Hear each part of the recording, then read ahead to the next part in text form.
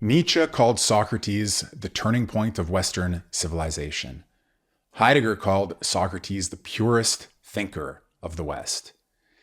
Plato, who could have done anything with his life, dedicated his talents to dramatizing the life and death of Socrates, his teacher.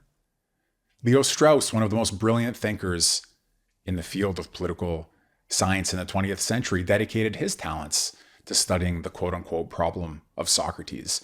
So clearly we have evidence from a long time ago and from very recently that this character, Socrates, deserves our attention.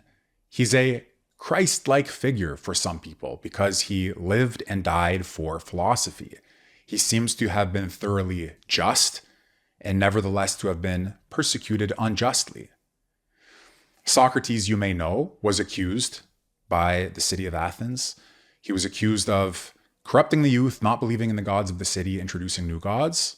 And he was found guilty, sentenced to death, drank the poison, and died. And the various phases of the drama of his life were written about by Plato, in the Apology, which is Socrates' defense speech before the city of Athens, before the jury that found him guilty.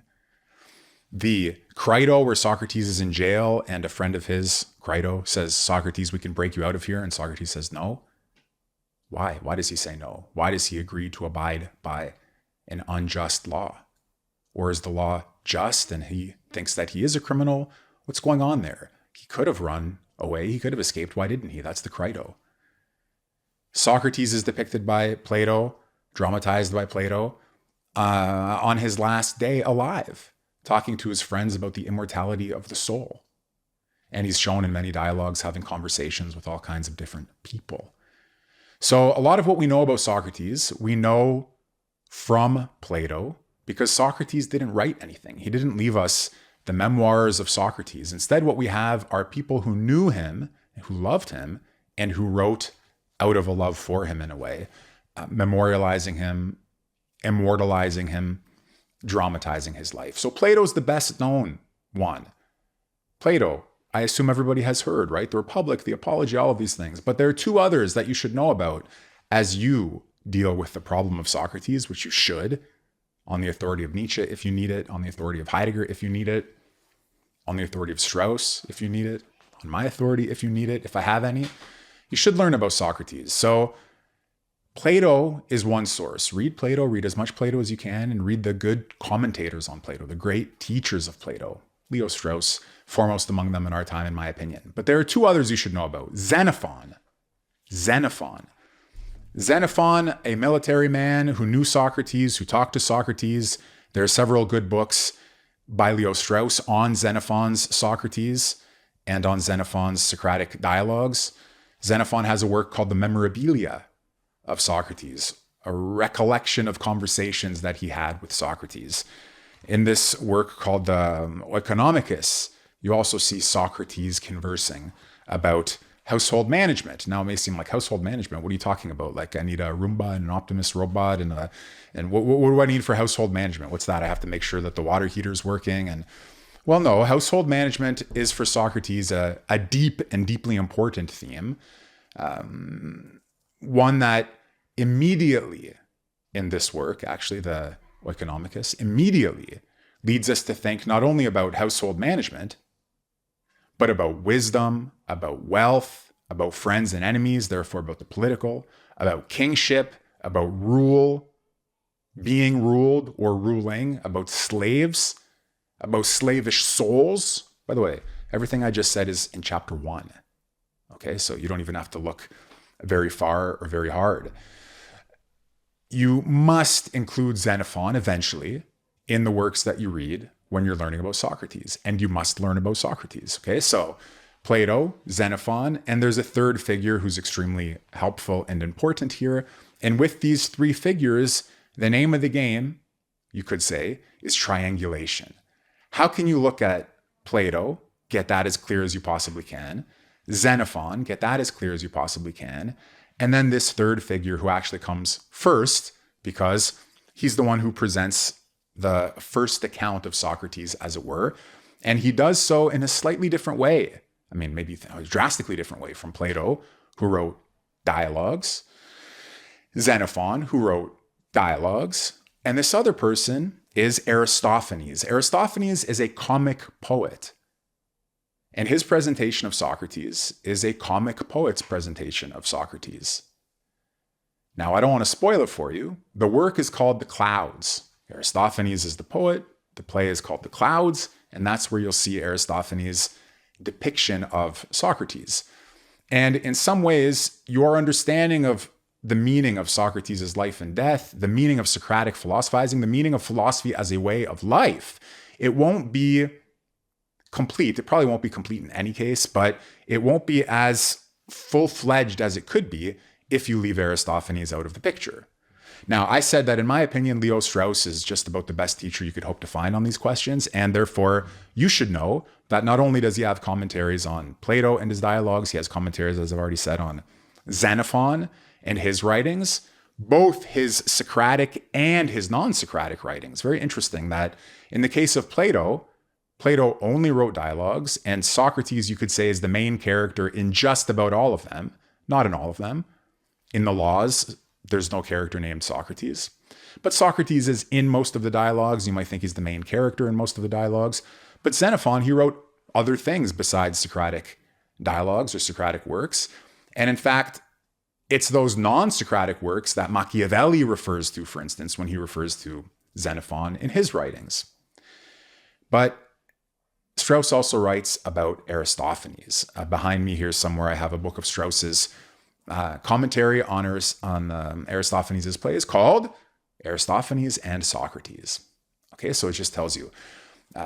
So in sum, I want you to know, as you think about philosophy, Plato, the question of the right way of life, or if you're attracted to Nietzsche or Heidegger, or who knows, you're this or that, for this or against that, could be anything. Okay, but if for some reason this is resonating with you, that Socrates is somebody we have to know something about if we are trying to learn about philosophy, if we're trying to learn about the meaning of the philosophical life, and if we just want to understand some crucially important themes in the history of the West, again, Nietzsche called Socrates the turning point, vortex and turning point of Western civilization.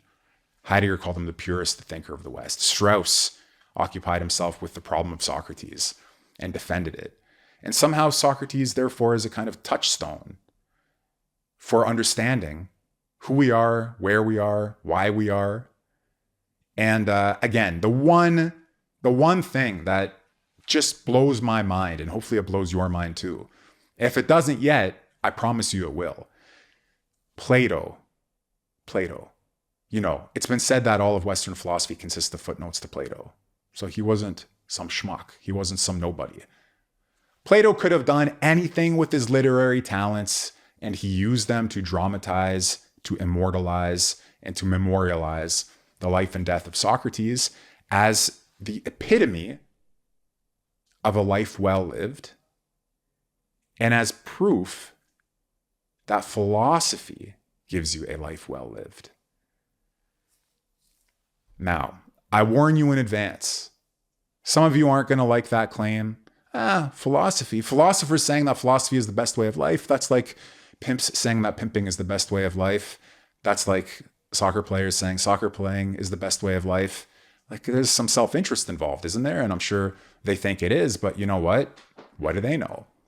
Maybe money making is the best way of life. Maybe fighting and dying for your country is the best way of life. Maybe you have to be a bit of a privileged prick to be a philosopher. And real people have to get their hands dirty. They don't have the luxury of walking around all day thinking about, I wonder what exists, and I wonder how I know, and I wonder who I am. No, they have things to do, and they leave those questions for the afterlife. Maybe you're a religious person who thinks, our prophet, he showed us the best way of life. We don't need Greek paganism. We don't need philosophy. We have Christianity. We have Islam. We have Judaism. We have Buddhism. We have Hinduism. We have whatever it is that we practice. Who's to say that Socrates and the philosophical way of life has any standing? You know, fine. Okay, he was somebody, but there are many somebodies. And he wasn't even as high as our great somebodies. Some of you might think that. There's an ancient quarrel, Plato writes in The Republic, between philosophy and poetry. Maybe you think Yeah, you know what? Socrates, Plato, no, I'll take Homer and Achilles and Odysseus and the great heroes. Not old, ugly Socrates, but somebody young, beautiful, strong, daring, dashing. So there are many reasons why you might think Socrates is not your man, but take it on the authority even of those people who didn't love him, that he matters. He matters to us one way or another, either because we see the philosophical life and the good life embodied in who he was, or because we think everything went wrong with him and we have to return to the pre-Socratics. Not everybody gets a name that marks a period as going behind them, right? Pre-Socratics. And then Socrates changes things for some reason. Cicero said Socrates was the first one to bring philosophy down from the heavens and into the cities. I can tell you, as somebody who's taught Plato and Plato's Republic and other dialogues of Plato's, I've never met anybody who read him, even parts of him, thought about it a little bit, who wasn't thunderstruck and moved in some very serious way. Not everybody follows the Socratic path, but everybody is confronted in a meaningful way by what Socrates says and how Socrates lives. So there you go. Triangulate Plato, Xenophon, Aristophanes. Use Leo Strauss as your guide. That's my recommendation. Use somebody else if you have to. It'll help you make sense of Nietzsche. It'll help you make sense of Heidegger. It'll help you make sense of the world. It'll help you make sense of yourself. And what more could you ask for if you're getting into the world of philosophy?